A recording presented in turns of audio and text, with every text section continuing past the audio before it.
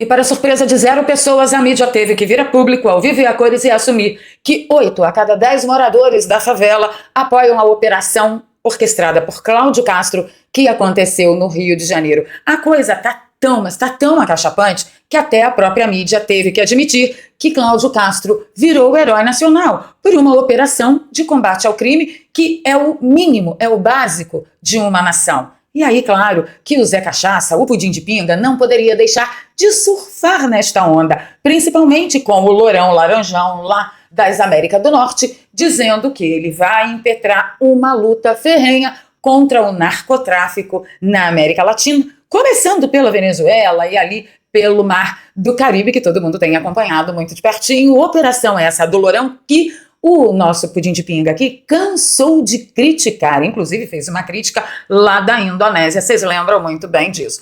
Mas a coisa ficou tão gritante que ele deve ter recebido o seguinte conselho: parceiro, ou você vai nessa onda, ou você vai levar muito na moleira em 2026. E aí, o que ele fez? Ele assinou um PL antifacção. Eu vou tentar trocar em miúdos com vocês a respeito de alguns aspectos desse PL, e nesse vídeo também eu vou trazer para você uma denúncia estranhíssima que a Isabelle, do SBT, jogou no ar. O nome de um político que era político e agora está preso, e parece que as iniciais dele apareceram nas investigações que embasaram a mega operação aqui no Rio de Janeiro. Fica comigo até o final dessa edição, que tá excepcional para alegrar o seu sábado. Deixe seu like logo agora no início do vídeo, compartilhamento nas redes sociais e nos grupos de Telegram e Zap, ajuda a nossa voz a chegar mais longe. Se você é novo por aqui, se inscreva no canal, ative o sininho, dá essa força pra gente. E se você já é de casa, você já sabe o que fazer. Passa o olho em tudo aí, porque o preço da liberdade é eterna vigilância. Bora pra pauta? Nem precisa de estomazil hoje, vem comigo. Primeiro a gente entra numa das sessões mais amadas desse programa, que é a mídia desmentindo a própria mídia. O Jornal Nacional testemunhou que documentos usados para embasar essa mega operação detalhavam violência rotineira dessa facção criminosa que você está lendo o nome aqui, nos complexos Penha e Alemão. 22 presos na operação de terça-feira 28 são de outros estados. E aí eu consegui fazer um destaque aqui para a matéria da CNN e consegui alguns nomes. Não vou tocar no nome dos sujeitos para não ter problemas maiores, mas assim, um era chefe do tráfico do Pará, o outro em Manaus, o outro também em Manaus, o outro em Feira de Santana, Bahia, mais 2 da Bahia, mais um em Goiás, um em Goiânia e um em Vitória. Só para vocês terem uma ideia. E ainda tem gente que tem coragem de dizer, para você tentar te convencer, que quem tombou lá na mata ao se deparar com o muro do BOPE foi cidadão de bem, foi cidadão honesto, foi estudante, que nem aquela tia que disse que o sobrinho dela recebeu um fim nada agradável e que ele não tinha passagem pela polícia e ele fazia mototáxi para sobreviver, e que depois eu coloquei lá nas nossas redes sociais, coloquei no X, que o Moçoilo era conhecido como um famoso, entre aspas, dedo mole do tráfico. Então, assim, isso aqui é bom para todo mundo saber, que é resultado da DPF 635, vinda de vocês sabem de onde? Da Corte de Cristal do País das Bananas, onde se proibiu operação na favela, e aí todos os chefes de organizações não ortodoxas pousaram aqui no Rio de Janeiro e se encastelaram nos locais onde foi proibido pela DPF 635 de se fazer operação. Ora, quer lugar mais seguro? Mais seguro do que o Estado fazendo a sua segurança às custas de impostos de cidadãos trabalhadores? A felicidade aqui é ver a CNN noticiando isso. Porque nós temos falado, né? Não é cidadão, não tinha ninguém de bem ali, não tinha ninguém honesto. Se era honesto, por que correu para a mata? Não correu para dentro do barraco, não estava tentando se esconder dentro de casa. Foi para a mata, porque ali era uma rota de fuga. Mas aí se deparou com o murão do BOPE, né? E aí deu no que deu. Outra notícia que me saltou aos olhos foi o Jornal Nacional atestar que não. As armas apreendidas nessa operação não eram a maioria dos caques, como alguns ministros lá do País das Bananas tentaram fazer com que você acreditasse. Nessa manchete, o Jornal Nacional diz que as armas apreendidas pela polícia confirmam a expansão do Comando Vermelho pelo território nacional. Ah, não diga. Sério? É de verdade que isso aconteceu? Mas eu nunca poderia ter imaginado um negócio desses. Continuando a matéria, eles dizem que o arsenal apreendido no Complexo do Alemão contava com armas desviadas das Forças Armadas do Brasil, que não tem nada a ver com CAC, Forças Armadas da Venezuela, que todo mundo ficou sabendo, mas a novidade que o Jornal Nacional trouxe é que tinha também armas das Forças Armadas da Argentina, e todo mundo sabe quanto tempo os Kirchner ficaram no poder, e foi exatamente nessa época que isso aconteceu. E no Peru, não foi uma tal de primeira-dama que foi resgatada pelo avião da FAB há algum tempo atrás, após ter sido condenada por corrupção na operação homóloga, a Operação Lava Jato peruana? Tudo pode ser uma grande coincidência. Quem sou eu para ficar afirmando o que aqui? Eu quero trazer a denúncia da Isabelle Benito, que é a repórter, é a âncora lá do SBT. Eu vou soltar aqui para vocês, olha só. Ali ela está fazendo a cobertura de provas, né? Prints da investigação que embasaram a operação do dia 28. Olha o que ela fala, gente. O trecho é pequenininho, segura aí. Vou ser polêmica agora. Qual foi o deputado que estava na reunião na LERJ, olhando para ver a polícia como ia tratar, para ver como ia estar, e hoje não é mais deputado, tá preso e vendia os drones de alta tecnologia, os noturnos para o Comando Vermelho? THJ. Ela está dizendo que esse cara, esse político que não é mais político, que está preso, que ficou de olheiro lá dentro da LERJ, prestando atenção como a polícia agia, como seria a operação da polícia, e que este político que não é mais político, que agora está preso, ele vendia os noturnos, que são os drones de grande precisão, para voo noturno, para o Comando Vermelho. Foi ela que disse, eu não sei de nada disso. Olha o nome.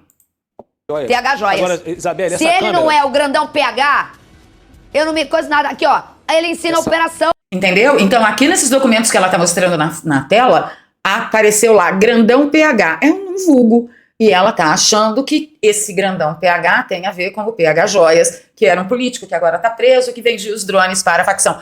Gente, corajosa, Isabelle Benito, né? Não entrem em detalhes nos comentários, por favor. Mas se você é do Rio de Janeiro e você conhecia, digita 1. Se você é do Rio de Janeiro e você não conhecia, digita 2. Denúncia da Isabelle Benito. Não quero nem saber. Tenho que falar de Tarcísio? Sim, eu tenho que falar de Tarcísio, porque quando faz coisa errada, eu deixo a porrada aqui. E quando faz coisa certa, eu tenho que dar a menção honrosa. Mas antes de entrar em detalhes sobre Tarcísio de Freitas, eu quero a sua atenção para esse recado importante que pode virar a sua vida. Para tudo que você está fazendo e preste atenção nesse recado. Olha só, a matéria que acabou de sair, ainda há pouco, dia 9 de outubro de 2025, o IBGE informou que o home office já é a realidade profissional de mais de 14 milhões e 700 mil brasileiros. Só para você ter uma ideia, 1 a cada 5 mulheres que trabalham de casa. E no caso dos homens, é 1 a cada 6. Aí você consegue perceber duas coisas, que a situação em home office é mais comum entre as mulheres. Sim, o home office só cresce. E o mais curioso disso tudo é que nessa situação tem gente de tudo quanto é segmento, de tudo quanto é profissão e de tudo quanto é mercado. Tem gente trabalhando com venda, tem gente trabalhando com prestação de serviço. É um universo infinito.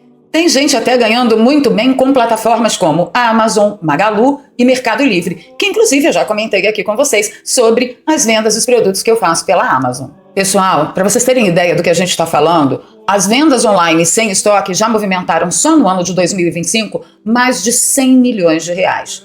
É um número muito alto. Então sim, tem muita gente trabalhando de casa, mudando de vida e exercendo isso 100% home office. E se esse é o seu sonho, se você também quer aprender como trabalhar de casa, organizar a sua vida, fazer o seu horário, ter liberdade como eu tive de mudar de São Paulo para o Rio de Janeiro mais que urgente para poder socorrer a minha família, então eu super indico para você a Escola de Negócios Digitais do nosso querido amigo Daniel Alvarenga, que também é youtuber de direita. E para acessar a Escola de Negócios Digitais do Daniel Alvarenga é só você clicar no primeiro link que está aqui no comentário fixado e na descrição de todos os nossos vídeos. Clica no link, vai lá no zap do Daniel, diz que você quer entender melhor como que funciona tudo isso. E lá nós vamos liberar para você 3 aulas gratuitas que vai fazer com que você aprenda do que nós estamos falando. E pode ficar despreocupado, porque não é bet, não é tigrinho, não é curso para aprender a vender curso, é trabalho sério, honesto, dedicado, e eu tenho que avisar vocês. É trabalho suado, tá? Você não vai ficar rico fácil, não. Ah, e você que já tem a sua profissão, saiba que você pode exercê-la através do digital. Você só precisa conhecer e dominar as ferramentas para isso. Dá uma olhada no testemunho que a gente recebeu há dias atrás. A Fábrica de Ideias da Cris comentou: eu trabalho em home office desde 2022, hoje sou nômade digital. caminho sem volta. Tá vendo só? Quem começa não quer parar mais. Afinal de contas, na escala 6x1 da CLT, qual o trabalho que vai te oferecer um bom pagamento, bons lucros e você mesmo fazendo o seu horário e estabelecendo as suas prioridades? Eu pago as minhas contas com o digital há pelo menos 10 anos e posso garantir para vocês, se tiver dedicação, seriedade e compromisso, você vai dar uma viradaça na sua vida.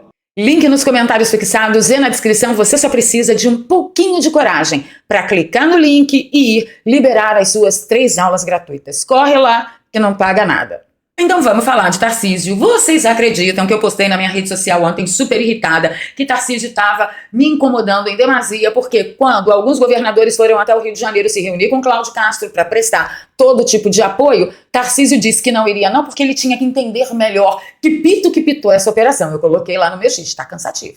E eu denunciei aqui para vocês. Olha a minha grande surpresa quando ontem eu vi Cláudio Castro agradecendo pelo apoio dos governadores Romeu Zema, Jorginho Melo, Ronaldo Caiado, Eduardo Riedel e a vice-governadora Celina Leão e também Tarcísio de Freitas. Eu falei, Tarcisão do asfalto mudou de opinião? Ele mudou de opinião, não veio até o Rio de Janeiro, mas participou por videoconferência. Vou soltar um trechinho. Obtidos. Toda a minha solidariedade, todo o meu apoio à operação que foi realizada com muita excelência. Então, quero deixar aqui esse registro. Então vamos lá, né, gente? Parabéns, Tarcísio. Não tô mais irritada com você. Tô calma, pronta para desfrutar o meu fim de semana com meu filho e com meu neto, tá bom? Então. Vamos seguir nossa pauta de alegria. O Atlas Intel veio acabar de vez com a esquerda e desesperar Luiz Inácio Cachaça da Silva de uma vez. Olha só o que aconteceu. No Brasil, 55% aprovaram a operação do Rio de Janeiro. Mas o mais importante é que 80% dos moradores de favelas também aprovaram a operação policial contra a facção criminosa. No Rio de Janeiro, só no Rio de Janeiro, 62% aprovaram. Como a gente não acredita nesse tipo de pesquisa, eu posso imaginar que os resultados são ainda maiores que isso e para a surpresa absoluta da esquerda, olha só como eu sei que isso é verdade. Cláudio Castro, ele conquistou mais de 500 mil de seguidores nas redes após a mega operação.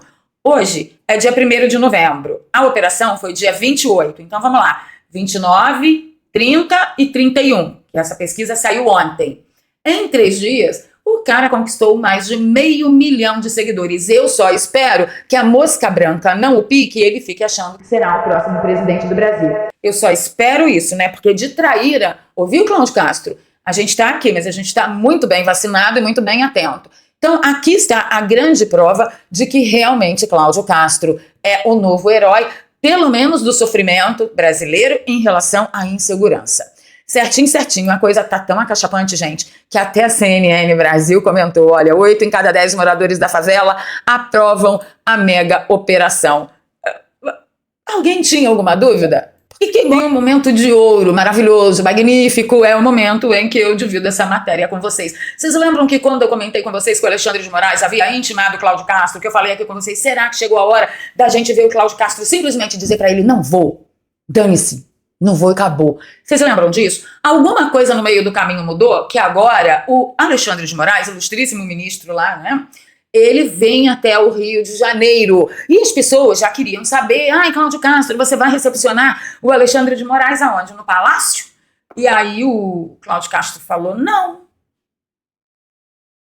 Ele não vai fazer uma visita política, a visita dele será técnica. Então, já que a visita dele é técnica, porque é assim que ele está anunciando para todo mundo, eu o receberei na sala de reunião, onde eu recebi os governadores e deputados, onde eu acompanhei toda a operação. E lá ele terá a oportunidade de ver, né, de visualizar quase que na íntegra câmeras corporais dos policiais, imagens de policiais tombando, imagens de policiais sendo alvejados, reagindo a pipocas que arrebentaram na panela, né? Do Complexo da Penha, do Complexo do Alemão. Então, ele será muito bem abastecido de informações, já que a visita dele é técnica, é de uma tecnicidade absurda. Agora, brava gente, vamos lá, vamos parar, só um minutinho. Cara, primeiro a gente ficou sabendo que o Cláudio Castro teria sido intimado. Quando você recebe uma intimação, você tem que ir até a autoridade. E alguma coisa mudou e esse combate ao narcotráfico é algo de tamanha importância, mas de tanta importância, que o ovo que tudo vê, o rei da bagaça toda, que manda no Brasil inteiro, ele descerá de sua torre de cristal e virá até o Rio de Janeiro e sentará na sala de guerra lá do Cláudio Castro. Caramba! Esse tá preocupado com segurança pública. O que você acha? Deixa aí nos comentários para mim. De novo, eu vou pedir para vocês tomarem cuidado. Comentem, mas comentem com carinho. Tá bom? Não menos importante, como eu sempre falo aqui, o Lula veio na onda. Ele veio na onda com força, com vontade. Ele viu que ele tá lascado, entendeu? Ele nunca combateu o crime. Acabou de chamar, menos de uma semana, o traficante era vítima.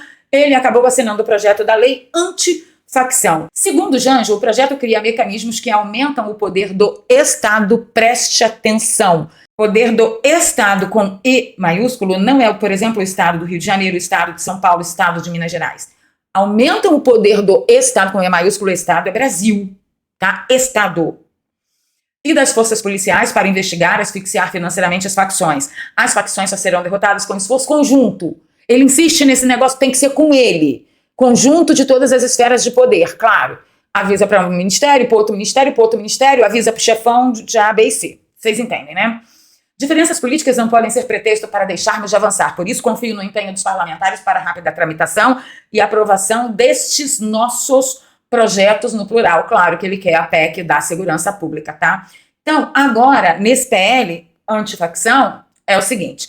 Tem lá um aumento de penas para quem participar de organizações criminosas, tá? Um ponto que gerou muita resistência interna do governo. Agora precisa definir o que são facções criminosas, porque de repente você fazer manifestação, tipo num dia qualquer, como por exemplo um 8 de janeiro, pode ser categorizado como facção criminosa. É isso que a gente tem que ter muito cuidado, porque, filho, PT gostou, é sinal de que a gente não pode gostar. Diz que tem criação de novas ferramentas de investigação, eu vou investigar isso a fundo, mas o ponto central do projeto é dar ao Estado, de novo com E maiúsculo, isso me atemoriza demais, mecanismos para asfixiar o dinheiro. Uma medida que constava das versões iniciais da proposta e foi retirada no texto final é a criação de um mecanismo de proteção para juízes e policiais que investigam o crime organizado. E por que isso foi retirado?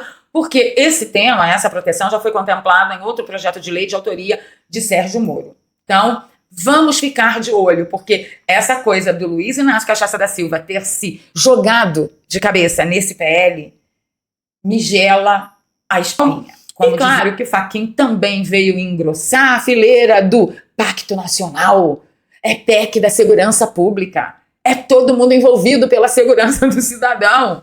E aí ele diz, segurança e justiça não é problema conjuntural de governo A ou B. Ah, claro que não. A segurança pública, por exemplo, do Ceará é igualzinho à segurança pública de Santa Catarina. São as mesmas necessidades, os mesmos problemas. E a segurança de Santa Catarina é igualzinho à segurança do Rio de Janeiro. Igualzinho, as mesmas necessidades, os mesmos problemas, as mesmas peculiaridades. Não é não, Fachin? Olha, não é fácil, senhores. Tá muito difícil. E para encerrar nosso sabadão lá em cima, up, porque faz muito tempo que eu venho aqui, só falo desgraça pra vocês, né? Nem eu aguento, gente. Eu quero só informar vocês que o careca do INSS foi mandado para Papuda, após o advogado dele falar assim, mano, não vou não, vai sozinho, pega outro. Ele é apontado como o operador do maior roubo a velhinhos aposentados do Brasil, né? Ele, conhecido como careca do INSS, ele até então estava preso na Superintendência da Polícia Federal. Ele estava preso desde 12 de setembro. Do Neida, seu advogado teve um ciricutico, o Kleber Lopes, que ficou muito conhecido por bater boca com parlamentares. Quando os parlamentares chamavam o cliente dele de ladrão, ele ia lá, parecia até outro parlamentar, protesto pela ordem. E do nada deu ali um ciricutico no moço, ele falou, não vou não, careca, tu vai com outro. Analisando as possibilidades do foro íntimo do advogado do careca do INSS, que fosse forte o suficiente para fazê-lo deixar um caso arquimilionário desse jeito, porque o cara deve estar cobrando os tubos do careca, né? O que vai falar para os seus asseclas, vocês podem pagar meus advogados. E aí o advogado vai, enfia na frente, sai lá do outro lado. O que seria tão forte quanto o apelo financeiro e tal para tê-lo feito desistir? Eu não consigo pensar em nada, vou contar com a criatividade de vocês. Deixa nos comentários para mim que eu faço questão de responder um por um. Sem contar que às 15 horas tem a retrospectiva da semana. Portanto, se você perdeu alguma coisa durante a semana por causa da correria, não se preocupe. Coloca aqui no canal às 15 horas e vai fazer suas coisas, vai dar sua faxina, vai fazer sua comida da semana, vai lavar roupa, passar roupa, cuidar das suas crianças, ouvindo todas as atualizações da semana que passou, tá bom? Ficando por aqui, pedindo seu like, seu compartilhamento, se você gosta do meu trabalho. A gente está precisando muito de apoiadores recorrentes. Aqui tem um Pix, eduarpravaleria@gmail.com. Aproveite. Enquanto o Taxad não vem e diz que agora, por cada operação, você vai pagar aí, sei lá, 5 centavos, 10 centavos.